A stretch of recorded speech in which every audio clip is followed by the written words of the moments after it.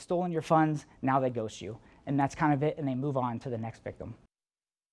New at 5, the FBI in Raleigh with a new warning after tens of millions of dollars lost in North Carolina alone. You, your family, or even a neighbor could be at risk for an investment scam. Federal agents tell the I-Team losses are increasing more than 50% year to year, taking nearly $4 billion from victims. Troubleshooter Diane Wilson is joining us now. And Diane, you continue hearing from people who are losing money to these kinds of scams. You know, that's right. The I-Team has learned losses here in North Carolina are in the tens of millions. One Mooresville couple telling me they lost more than 40 grand. Another couple said they lost her life savings of more than $53,000. The FBI says scammers are so successful at the scheme as they're able to show you what appears to be big profits, so you keep investing.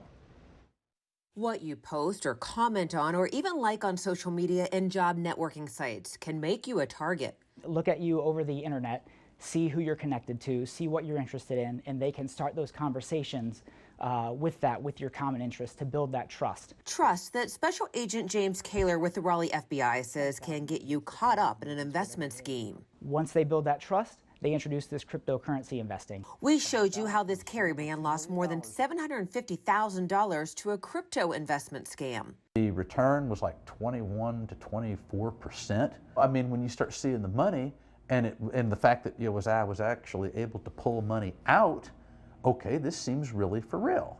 But once he tried to pull out a large chunk of his earnings that grew to over $4 million, that's when all communication stopped. My money just disappeared completely out of the account. And Jim is not alone, as in North Carolina FBI data shows more than $65 million in losses just to crypto scams.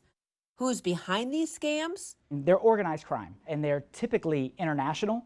So there are like call centers where all these people are doing all day is sending out these leads and seeing who's going to bite. And then once they have bite, once they get somebody to bite, that's when the person engages. Agent Kaler says the scammers create fake websites and apps. They control the aspects of the website, of the apps that they're getting you to download. And while it may appear the money you invested is making huge gains, you're seeing what they want you to see, which is look at these great profits, because they want you to invest more. And the more they can get you to invest, the more they're taking from you.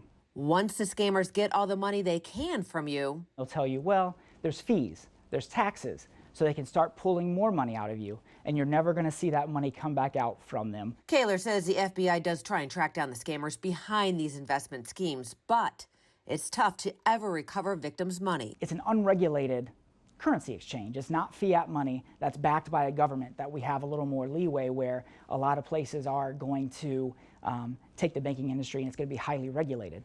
Cryptocurrency is not.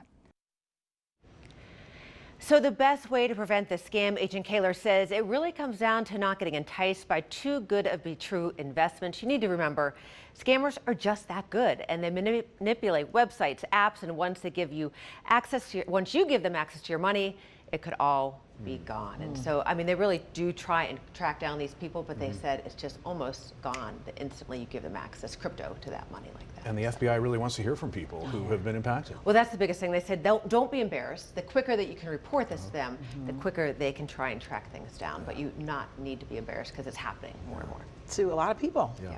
All right, Diane, thank you. Thank you, Diane.